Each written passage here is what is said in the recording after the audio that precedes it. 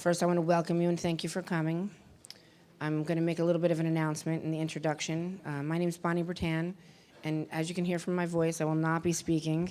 I'm going to do the introduction because unfortunately I'm having some kind of throat issue. My vice president, Chris Antonacci, will also be taking my place, and you're in really good hands. He's excellent. And obviously Hubert Cotolo is here, and he will be doing the seminar as scheduled. I'm just going to give you a brief introduction about the seminar. Every year we do a seminar, and we always try to find topics that are relevant, not redo topics that are recycled and just point out a different way. We try to find relevant topics, things that really have value.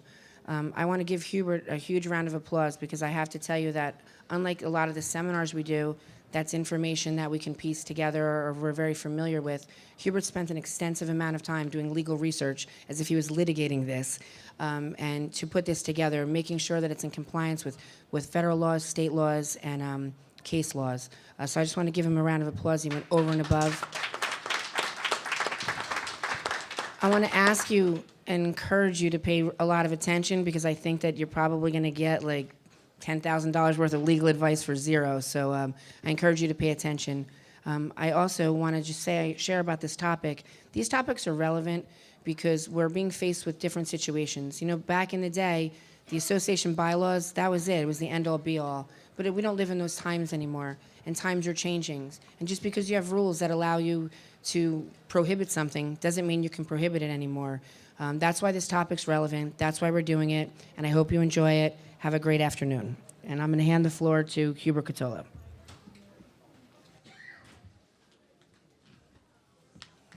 Good afternoon, everyone. And my throat, I apologize, a little bit of allergies and a little sickness, but we'll work through it. When starting out, we just want to put the framework together that obviously discrimination is illegal and unethical and can result in staggering penalties for associations. You have certain protected classes that within an association that you're required to take certain actions with. So any time that discrimination is raised, the board has to deal with it immediately and make sure that they're making the right decisions. Now, there are two laws that apply to the law against discrimination in New Jersey. The first one is the New Jersey Law Against Discrimination. Also, with that act, you have the Federal Fair Housing Act, which is the federal law that applies. With regard to the New Jersey Law Against Discrimination, it was enacted to protect the civil rights, and I'll give you the slide. By the way, if anyone wants this presentation, we can certainly email it after. You can come up, and we'll give you the actual presentation and email it to you. But it was enacted to protect the civil rights of all persons and to prevent and eliminate practices of discrimination. Now, it specifically, the act says the types of discrimination forbidden by the act are those based on race, creed, color, national origin, ancestry, age, sex, gender identity or expression, affectional or sexual orientation, marital status, familial status, liability for service in the armed forces, disability, and/or nationality. Now that's an awful lot. That's an awful lot of categories that obviously, if it's raised, you have to address it within the law. You also want to be clear too. The provisions of the New Jersey Law Against Discrimination also apply to present or previously disabled people. So if they had a previous disability, you'd also potentially have to make a reasonable accommodation. Now, remember, the New Jersey Law Against Discrimination and the Federal Fair Housing Act applies not only to employment, so if you're employing people, you have to comply with the acts, but also housing accommodations. And you are required as an association to relax any of your rules and regulations and/or make reasonable modifications and reasonable accommodations. Now, any person who alleges that there is a violation can go to the Division of Civil Rights. Has anyone here actually had a complaint that was filed against the association? No?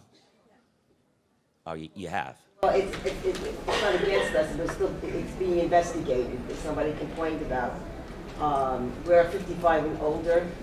Okay. And they complained about age discrimination. Well, that's a little interesting. It's one of the that is actually one of the only areas that you are allowed, legally entitled to discriminate with regard to age. If you live in one of the adult active communities, you can limit who's residing there, and there's actually a federal act on that. As long as you maintain your 80-20 rule. So 80% of the homes or units have to be occupied by persons of 55 years or older. You also have to comply with the municipal ordinances, which some of the municipal ordinances are stricter than the federal act. So typically, you're legally allowed to discriminate as long as you do that, just based on age. So what they can do is, if you have an aggrieved party, they can go and file a complaint with the Division on Civil Rights. Now, they are required under the law to investigate it promptly. In addition, the aggrieved person can also file a complaint in the Superior Court of New Jersey. Now, you have to be very careful with these, because what they ultimately seek, there's fee-shifting provisions. They can get actual damages, punitive damages, which can be up to 3 times the amount. And there's also fines levied from the state as well that can be very, very substantial.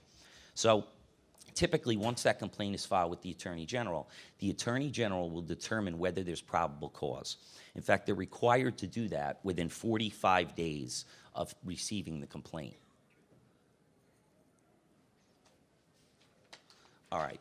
Now, the fines that under the New Jersey law against discrimination, the first one is not to exceed $10,000 if you have not had any other violations in the past. If you've had another violation within the last 5 years, the second time, it would be a $25,000 fine. And if you've had 2, it's actually a $50,000 fine. All right, so now, in addition to the New Jersey law against discrimination, you also have the Federal Fair Housing Act. These laws coexist independently, so you have to comply with actually both of the laws. Now, remember, the Federal Fair Housing Act applies to every single association, and it prohibits discrimination by housing providers on the basis of race, religion, sex, national origin, familial status, or disability. All right, now, the first thing you're going to look at is disability is defined very, very broadly under both the FHA and the New Jersey law against discrimination. It's defined in the Act as a physical or mental impairment which substantially limits one or more major life activities, or a person with a record of such impairment, or a person being regarded as having such an impairment. So it's so broadly defined that it actually includes anyone with AIDS or HIV, depression, even alcoholism, former drug addicts are included in that. So it's certainly very, very broadly defined. A person can say that they are disabled. Now, what they're asking, once it's determined that there's an actual disability, they would request a reasonable accommodation, a relaxation of the rules and regulations for the association. All right, so for instance, in one instance, the association could not reject a former controlled substance user or addict who otherwise fell within the definition of a handicapped person when they were deciding on who to rent to and to allow to rent. Now, the only thing you can, if there are current using a current controlled substance, then you could ultimately prevent them from residing within the association. Now, significantly, the Act does not require that a dwelling be made available to any individual whose tenancy would constitute a direct threat to the health, safety, and welfare of other individuals, or whose tenancy would result in substantial damage to the property of others. So you don't need to make a reasonable accommodation if it would pose a threat to other people within the association. Now, remember, once it's determined that the person falls within the Act and has an actual disability, the association must, and they're required under the law, to make reasonable accommodations in rules, policies, practices, or services when such accommodations may be necessary to afford the disabled person an equal opportunity to use a unit. Yes, sir? Sorry, who determines that they fit in the category? Typically, you consult counsel. Like I said, disability is very, very broadly defined. It can be anxiety, depression. Most of the time, they're going to fall within the disabled category. Yes, sir. Quick question. If they are saying that they're disabled, but your unit has guidelines that you have to have a certain credit score, are you saying that if you're required, if everybody's required to have a 650 credit score of 700, they can come in with a 550 because they are? Yeah, I mean, credit score would not be put into the disabled category. That would not be defined as a disability. And that's co-op. I mean, obviously, condominiums and co-ops have different standards. Co-ops obviously decide who can purchase shares in the building, and they have a little bit more control. I think if they have a disability, should we take their score into consideration? So if they have a disability, does their score impact whether we do or do not rent property to them? Are you talking about credit scores? Yeah, that. Yes, I mean you would base it on a different concern. Obviously, if you don't want to rent to the person because they had bad credit, that has nothing to do with the disability. Yes, sir. Yes, you've been talking about living units and tenants. In a homeowners association where everybody owns their own home, do these rules apply to clubhouse then? They would. Yes, they absolutely would. And that's what we're going to get to now. All right, so the association has to make certain reasonable accommodations. One thing that actually our associations always get very upset about, does anyone live in a no-pet building? Okay. Have you had to deal with any of the therapy dogs and requests for service dogs? Okay, everybody groans at the same time. Yeah, which we're going to get to more later in the presentation. But I will tell you, anytime, in order to determine whether there's a disability, we will actually give to our clients a medical doctor certification that needs to be filled out by the doctor, stating what the disability is, giving their medical license number, and then ultimately saying that they're requesting a relaxation of the association rules or regulations, and that relaxation will actually accommodate them. So it will oftentimes avoid people from coming forth with things that aren't a disability, because then you have a doctor filling that out, and then ultimately the board can consider it. Yes, ma'am. Just one quick question. Is there a difference between a therapy dog and a service dog? No. It's one and the same. They are. They are. This- Pretty much. The case law has interpreted that the therapy dog is defined as a service dog. So we do run into that a lot in associations. But there's no organization out there that's certified these dogs, so you just have to take their word for it that it's a therapy dog, because there's no licensing for the dog. I mean, how do we determine whether this is actually a service dog or service horse? Now, Yeah. Be a service. Well, where does it end? You know, service horse, service llama. You actually, the way the law is written, they can say that they're just anxious or depressed, and that is actually looked at as a handicap. And if the dog helps with that, typically you almost have to grant it. And I will tell you, the downside on actually challenging these, it can be very, very severe. If there are organizations out there that take these cases for free, and then they recover the attorney's fees and costs, they recover the fines. So you have to be very careful in dealing with this issue. Yes, ma'am. In a co-op, I believe law says that you can reject an applicant, either a share purchaser or a person who wants to rent your building from another shareholder, for any reason.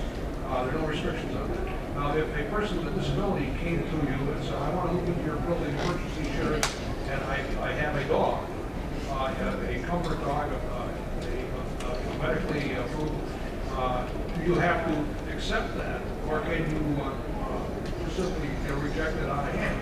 Yeah, I would not give that as a reason for the rejection. Obviously, co-ops, you're deciding on who can purchase shares in the building.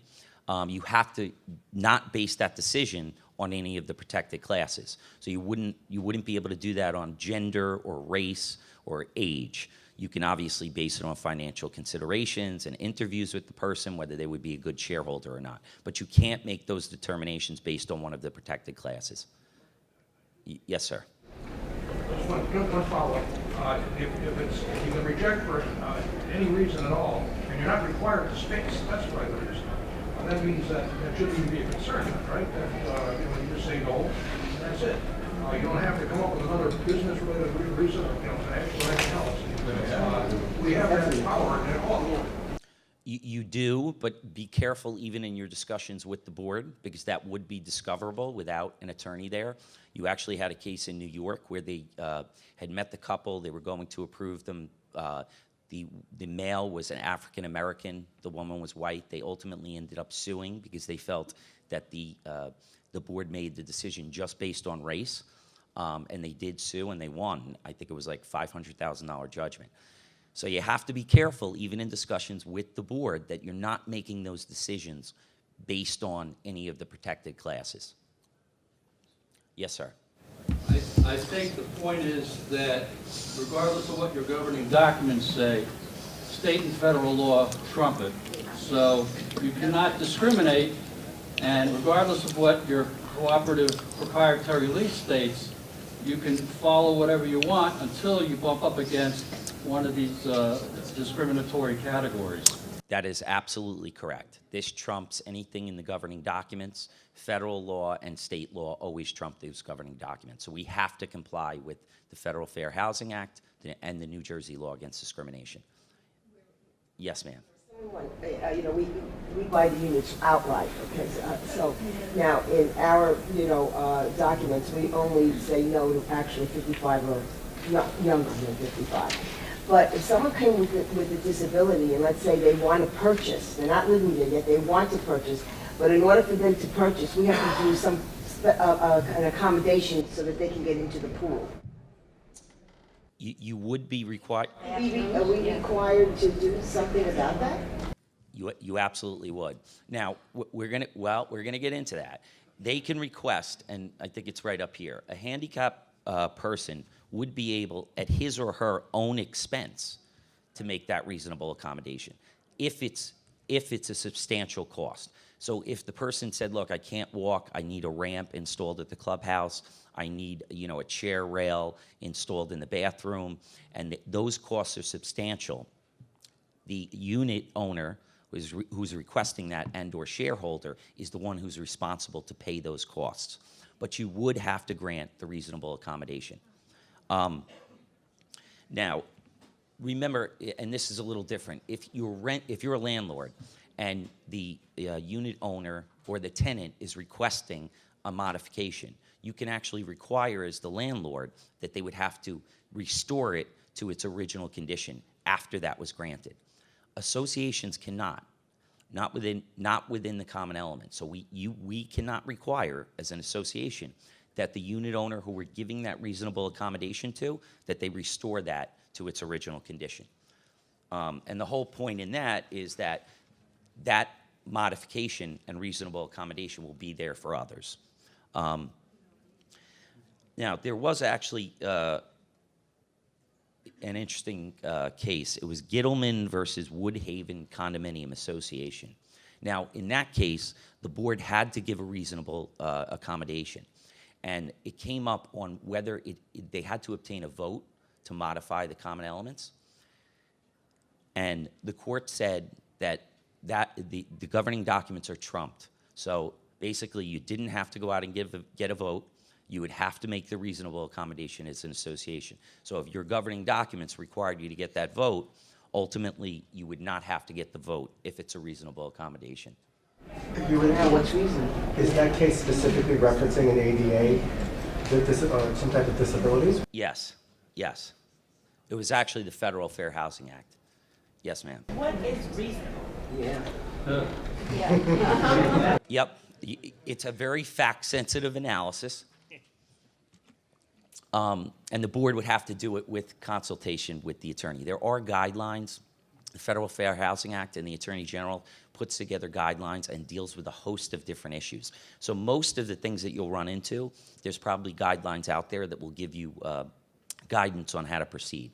And there is case law on it as well. But again, very fact-sensitive analysis. We're having a lot of issues with a smoke-free building. We are a 5 mid-rise apartments. We're all condos. However, sometimes people want to smoke in their own unit, and they're allowed to. And the neighbor above perhaps has an illness where the secondhand smoke is seeping in. What has happened is argued so far, and the person that is smoking wants to continue, and the person that has the illness has been told if she can't do something in her own unit about it, she may have to just sell. Is that the answers that people that need a smoke-free environment, that believe in their smoke-free building, they're not? Remember, within your unit, you cannot create a nuisance or affect the quiet enjoyment of other unit owners. The only way to really deal with the smoking issue is to go out and amend your governing documents, providing, remember, it wouldn't be a resolution through the board. The unit owners would have to vote on it and agree to not smoke within in the common elements, in the units, and/or within the limited common elements. And that would be subject to a lower standard. It would most likely hold up if the unit owners actually voted on that. It would have to be an amendment. It could not be a resolution. All right, I'm going to let Chris talk about some of the therapy and service dogs. Did you have another question? I'm sorry, sir. Non-disabled people, if you're a unit owner and you rent your unit, then you say that you don't allow pets in the unit. Yes.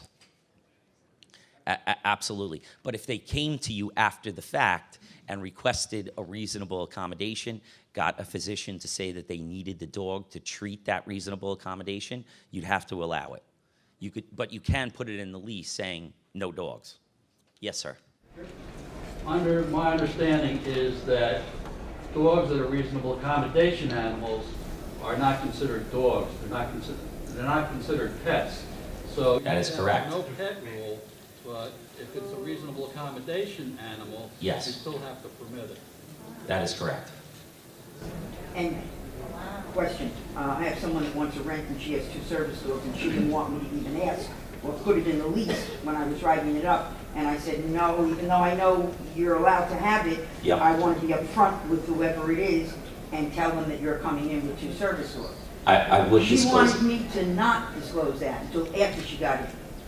No, I would disclose that to the association. But remember, the association cannot prohibit you from having that tenant and having the tenant move in, because that would be a violation of the act.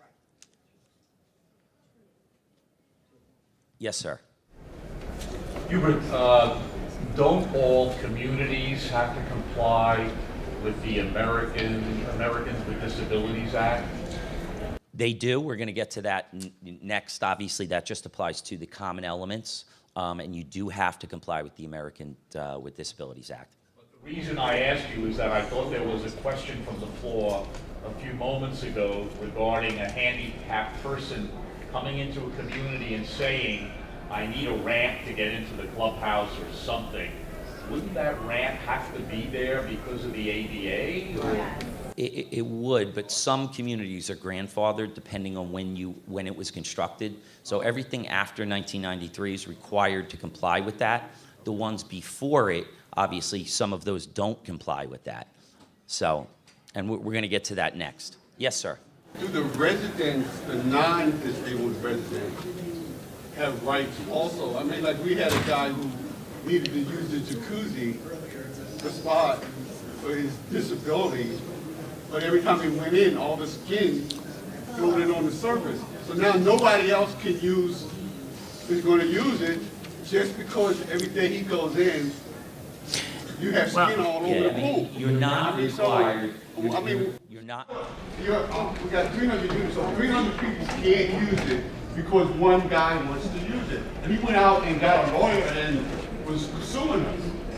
And how did it turn out from the suit? We decided it wasn't worth, All right. too expensive to fight this. And then if we lost, we were going to sue us again. Yeah, the downside is could be catastrophic. But I will tell you, in situations like that, if it's creating a hazard to the health, safety, and welfare of the other members, you don't have to grant that reasonable accommodation because it's not reasonable at that point.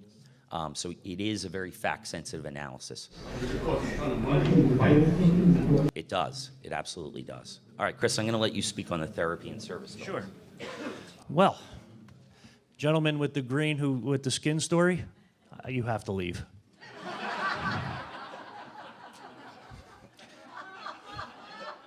So I will be the only one speaking that does not have a throat issue. So basically, listen, I'm going to keep, we kind of covered the therapy and service dog, so I'm going to keep this is going to be pretty brief to the point. The main thing you have to remember, as Hubert had alluded to, you have to view therapy dogs as service dogs. They're one and the same. Don't delineate between the two. Those are the same thing. And the other thing you have to remember, the FHA prohibits you from charging a fee as a precondition to allowing a service dog or a therapy dog. Okay, so you just have to understand that. But you also have, as a board, have to make sure that you investigate every angle because people will, as we know, take advantage of a system like that. So you have to make sure you do your due diligence, investigate every angle, look at every document, make sure you do what you have to do. Yes? Yeah, I have a question on the therapy dogs. Can you make them like service dogs? They're easy to recognize because they wear they wear something. Whereas comfort dogs, it's less obvious.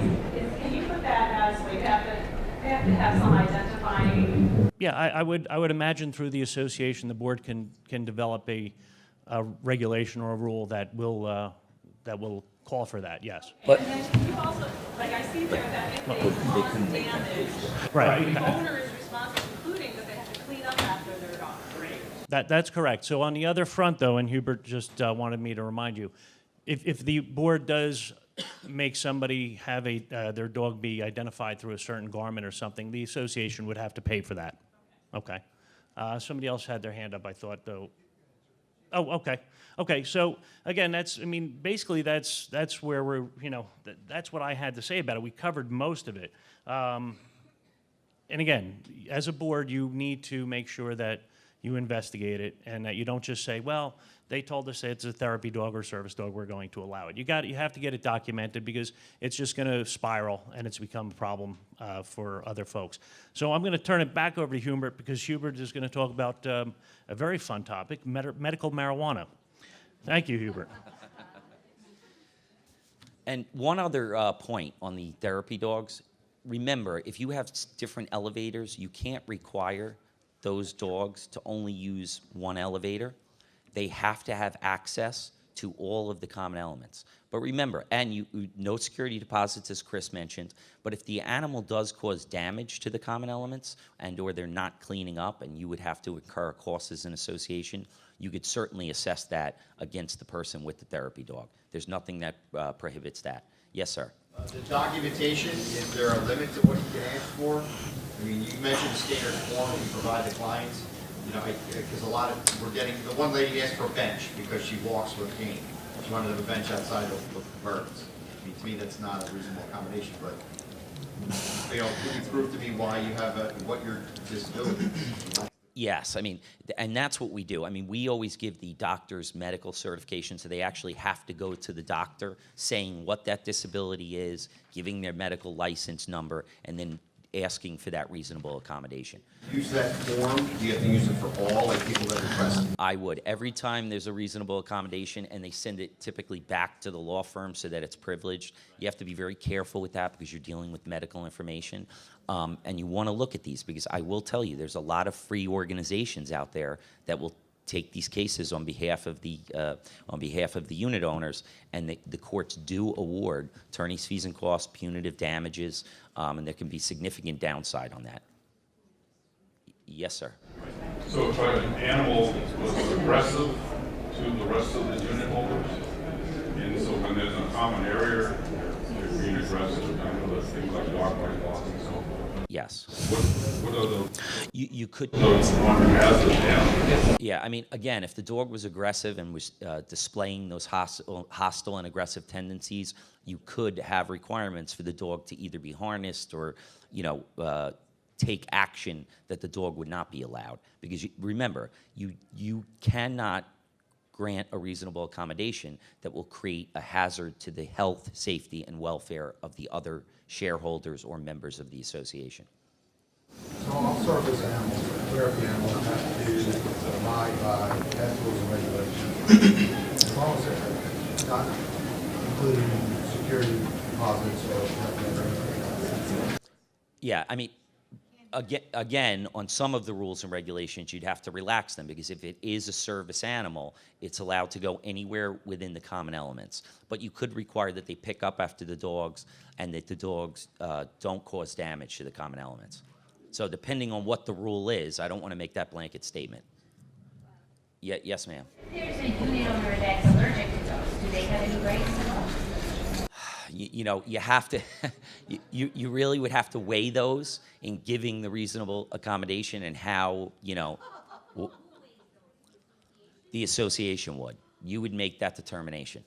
And, you know, looking at where the elevator is, how allergic the unit owner is to dogs, whether they would just wait and not go up in the same elevator at the same time as the dog. You know, it's very tricky when you're dealing with these issues because it is very fact sensitive. Yes, ma'am. I'll get to you next. We have like the dogs are allowed in our building, 25 pounds, but we had a service dog come in, and because the dog is very, very large, over the limit, and there's people that are petrified of these dogs, so we can allow, we can tell the owner that he has to put a muzzle on the dog, because if one dog already bit someone in the elevator. If that actual dog is displaying aggressive and hostile tendencies and has already bit one of the other occupants, you could take action on that as an association. Muzzle and/or to remove the dog. Yes. I have a twofold question. Is there a restriction to? Are you able to restrict the service dog's size? No. Because remember, they're not viewed as a pet, so. That was more of inclined to her association. Yes. My question is really about how much medical information has to be pushed out to a board member? Because general medical information is considered private. Yeah, I mean, the board would have that privileged information. Ultimately, it would be disclosed to them, and obviously, you'd have to keep that confidential. That should not be disclosed to the community at large. It's typically part of the attorney-client privilege, and the board should not disclose that person's medical information. Confidentiality agreements amongst board members generally? Yes. Yeah. It should apply. All right, one that has not really come up yet. Everybody, this dog issue really bothers almost every association. I can tell we could spend all day on the dogs. One question regarding the pool area. We tell Yep. us that there's no dogs allowed in the pool area. Will that? Technically, it's a violation of the act. It is. Yep. Now, you wouldn't have to allow the dogs in the pool because that could create, that could create a problem, obviously, for the health, safety, and welfare. But technically, you shouldn't be limiting them to any areas of the common elements. Another thing that will start to come up is medical marijuana, because now it's allowed actually in the state. That would actually be a reasonable accommodation. I just want to make sure that the board knows The Smoke-Free Air Act applies. So if someone had a medical marijuana prescription, they would not be allowed to smoke that in common elements or in common areas. But they would be able to within their unit and probably within the limited common elements, like a balcony or something of that nature. No case law on point, but it's something that will probably come up in the next few years. All right. Yes, sir. So as a co-op, are we allowed to ask about their need for such medical? I'd be very careful what you ask. The more information you're asking, because once you ask that and that comes forth, and they could claim that you denied for that reason. So I'd be very careful on what you're asking about disabilities, about age, about religion, about race, or anything else. So I would try to stay away from those issues. Yes, ma'am. Can I digress a little bit, but we have a situation where a gentleman has Parkinson's and is very unsteady and insists on using the gym and the gym equipment, and he's always unaccompanied. He goes by himself. He's had a couple of falls. Usually our security staff, someone's there to help him up again. And I mean, he's gotten hurt. We have sent letters asking him not to come alone. We haven't said no, but not to come with someone. Okay. He refuses. Now, do we have any recourse? You could enforce that. You couldn't. He nearly hit another person on a machine next to the one he was working on. You absolutely would be able to enforce that. The board could do it either through fines or, sending a letter from the attorney. But you absolutely could enforce that if it's creating, obviously, a danger to himself and/or others in the gym. How much are they liable if he does injure himself? Well, if you've documented that, probably not, because you've requested that he not be there without someone else to assist him. So it wouldn't prohibit him from suing, but obviously you would have a strong defense saying, we advised you as the association and asked you not to use that without assistance. Yes, sir. I know this is marijuana, but can you touch on alcohol, such as a rule you can't have any alcohol in the clubhouse? You absolutely would be able to have that rule. Alcohol is not a protected class. Medical marijuana would be, because it's treating something, and that's actually looked at as a disability. People drinking, obviously, is not a protected class, and you absolutely can restrict that as an association. Yes, ma'am. Yes, so we have a few owners or residents in our building that come to I'm the general manager of a condo in Atlantic City. Okay. Come to my office and say that they smell marijuana in the common area hallway, and the people that are smoking it physically smoke it in their apartment, and I guess it's getting underneath the door. Okay. And they want me to do something about it, and what I tell them is that basically they have to call the cops, because I can't go and knock on people's doors. Am I saying that right, or is there something as a general manager that I can do? I mean, you could send a letter saying that there have been complaints, please stop. Obviously, you probably need the police there, so I would tell them to call the police as well. I mean, it is a criminal activity, and if they're engaging in it, you would notify the police. Thank you. Oh, you're welcome. Yeah. Yes, ma'am. Regarding the same subject, not in the ward that I'm with now, but in another condo association, had a tenant on the first floor, tenant on the second floor was smoking marijuana, and it was going through the vents. And the people on the first floor had previous issues, and they couldn't take the smell. And I made them go to the association and call the cops a couple of times and send out letters, because the unit upstairs where they were smoking marijuana was a tenant. So the owner, that's all you can do. All right, and now I'm going to move on from medical marijuana to familial status, which is also a protected class. Now, familial status is like preventing children from certain areas. Believe it or not, the FHA also looks at that as a violation. So you're not supposed to say that, not in the age-restricted communities, remember, you can legally discriminate, but in other areas, for instance, if you say only kids under 16 can't bicycle in an area on the common elements, you shouldn't be doing that.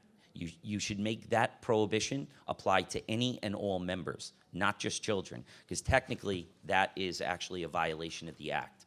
So you have to be very careful with how you're enforcing and how the rules are actually written.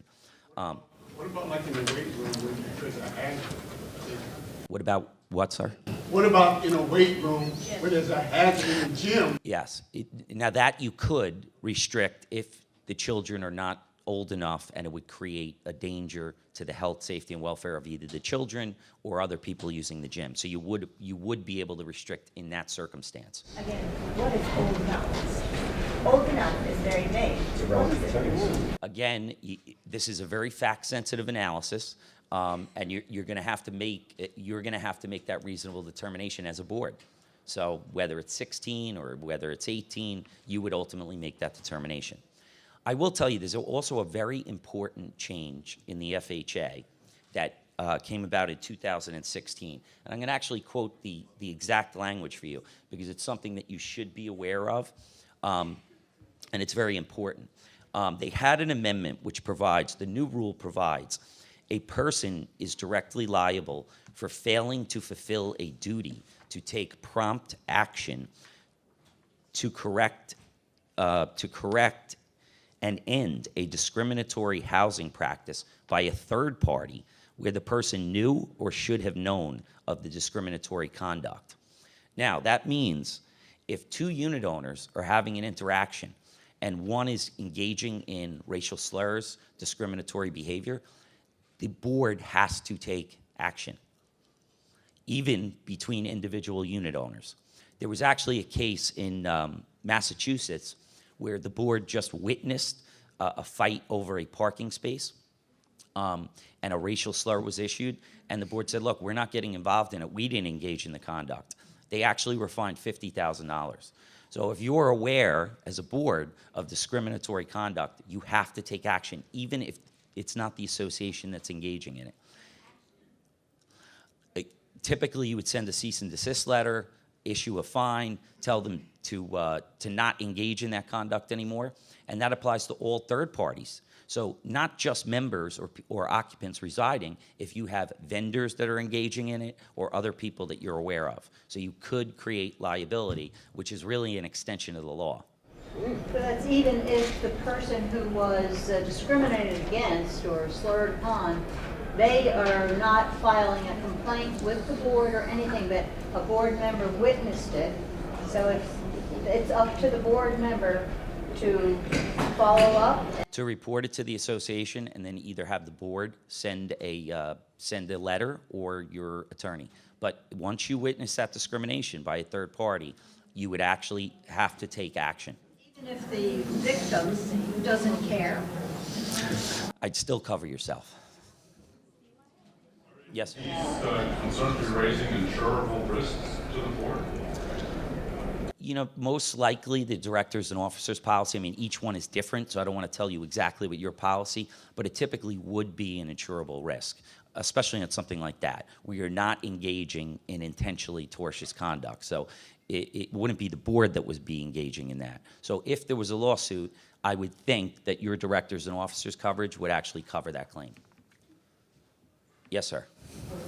Hey, Hubert, what happens if a board member is tossing racial slurs against another board member? Yeah, you would absolutely have to take action as a board and send a cease and desist letter and then request his removal from the board.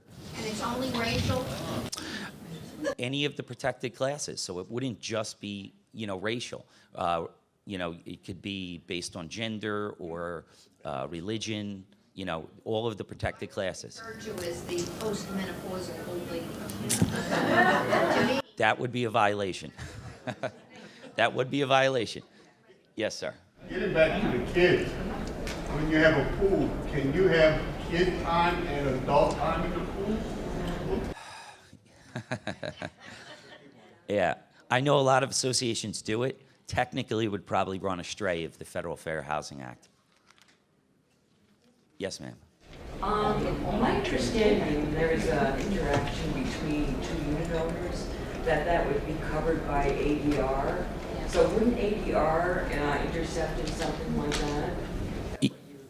Yes, and Chris is going to talk to that a little bit at the end.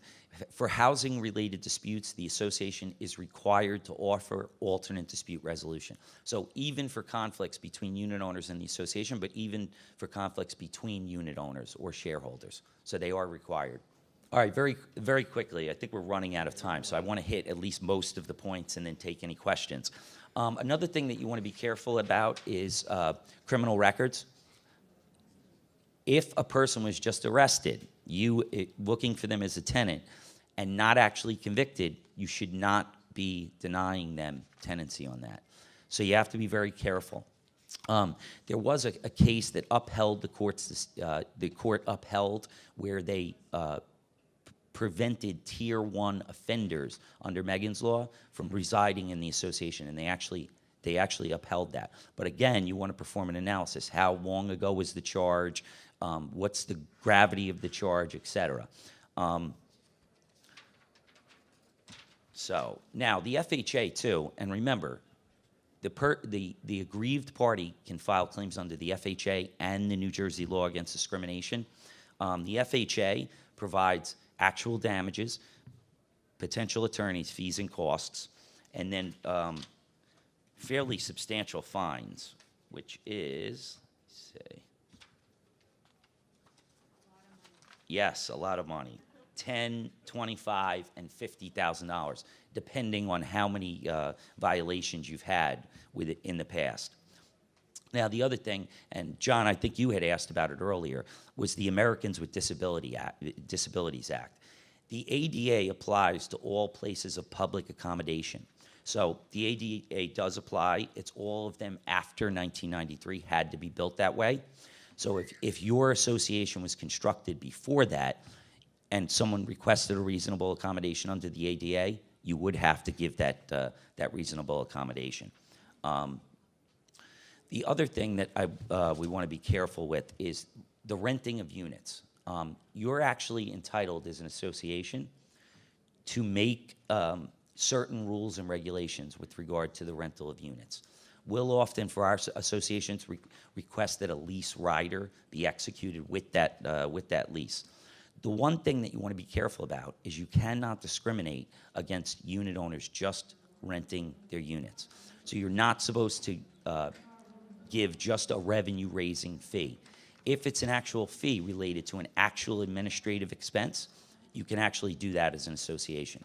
And there is a case, Chin versus Coventry Square, that held that an association may charge a rental fee to unit owners renting out their units, provided the fee is reasonably related to the actual cost of reviewing the rental transaction and inspection of the unit, rather than a device for raising revenue. So you just have to be careful on that with rentals.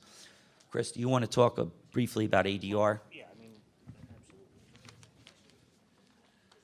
All right, folks, we have about 5 minutes, so I'm going to talk about ADR real quick, and then we'll take some questions for the last few minutes. I mean, ADR, I think you all understand that is alternate dispute resolution, correct?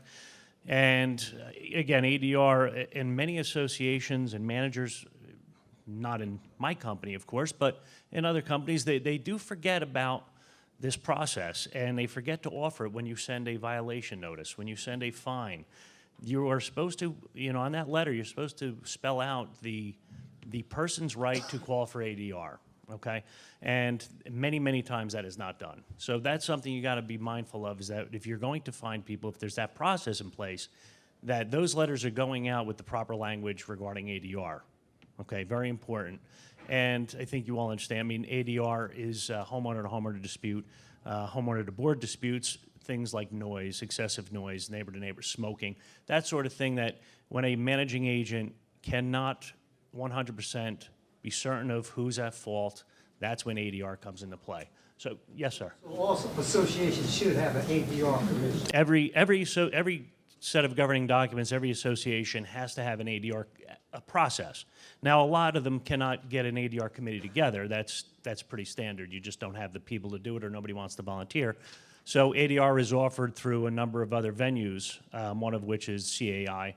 So you can pay for an ADR, and the association, if they're dragged into an ADR process, unfortunately would have to bear that cost as well to do it if you don't have in-house ADR. If you have a Yes. homeowner, there's a dispute, and you've offered ADR, and then one of them refuses, then what? And then the problem continues, and the complaints continue. Well, it has happened before. The association then needs to seek counsel and legal counsel, and they need to come up with a solution to the problem. You know, again, it has happened, and a lot of folks don't want to engage in ADR. Through the legal process, they'll be forced to engage. Yes? Is there a minimum number of people requirement to be in the ADR? You need 3 people or? Well, again, it would depend on your governing documents. Your documents generally spell out how many members are supposed to be for each committee, for each, whether it's the board, ADR committee. And it's, you know, again, and if it's not, then the board can do a resolution to develop that language and how many members you would need. Yes? Gordon and I are going through the ADR process right now. Against each other? Oh, because that's weird. There's a fiance of an owner and a tenant. Okay. So we had to offer them ADR, and they both want it. And I know the ADR is the association's cost. But how I've talked to our attorney numerous of times about this situation prior to even going to ADR. And can I give that cost to the homeowner, both homeowners? Well, no. I mean, yeah. Not generally. Right. Unless there's some sort of violation where your governing documents allow that.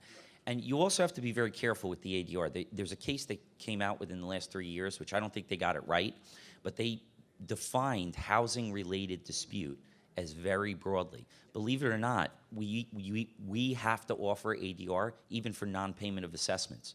So it's included in all of the collection letters. They could not pay the assessments and then request ADR over it, and you actually have to give it as an association. Yes, ma'am.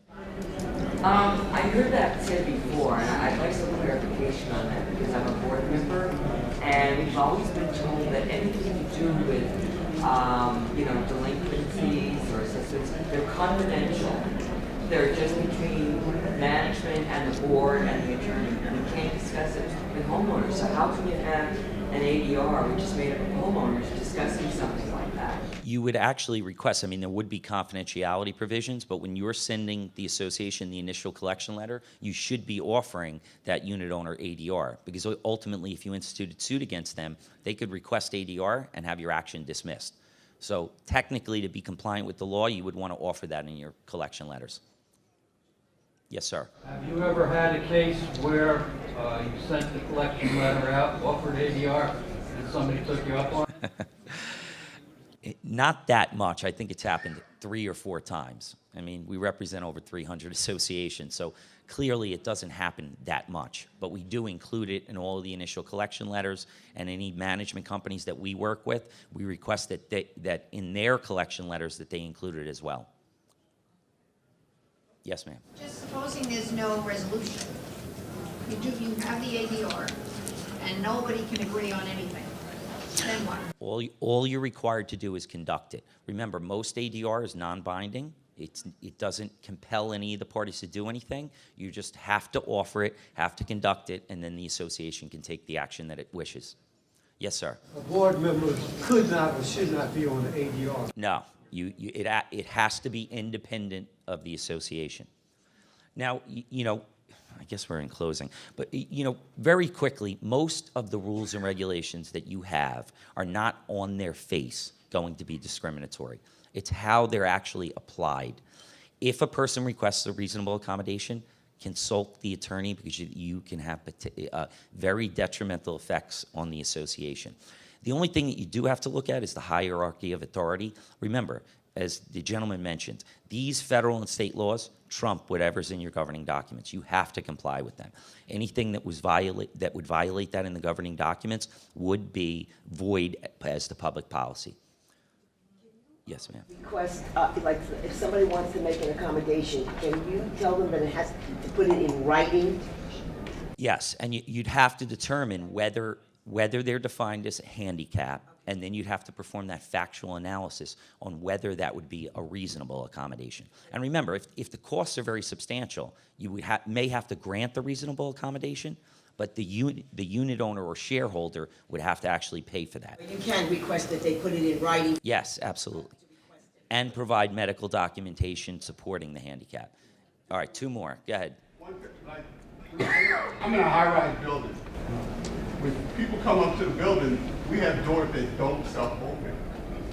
I mean, could somebody come up and say, I can't get in the building because the building was built, it was renovated in the 80s. So that's before 1992. So would we be required to put self-opening doors on if somebody sued us? You may be. Obviously, they request that reasonable accommodation, and you'd have to determine, one, whether the person was handicapped, two, whether that would be a reasonable accommodation. And remember, if the cost was substantial, that unit owner would have to pay for it, unit owner or shareholder.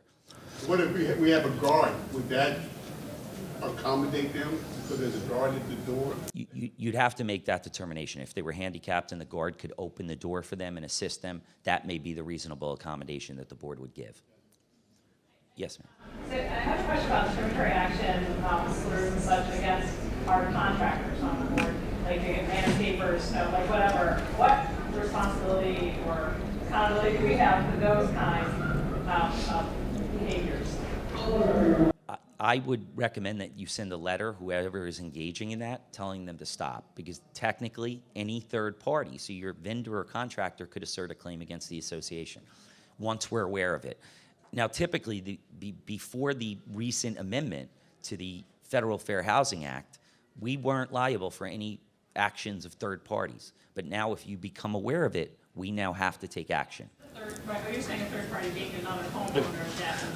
Third-party homeowner, contractor, anyone that we're aware of. So if that discrimination is taking place within the association, we have to take action. All right, I think we're out of time. I want to thank everyone. I apologize about my voice.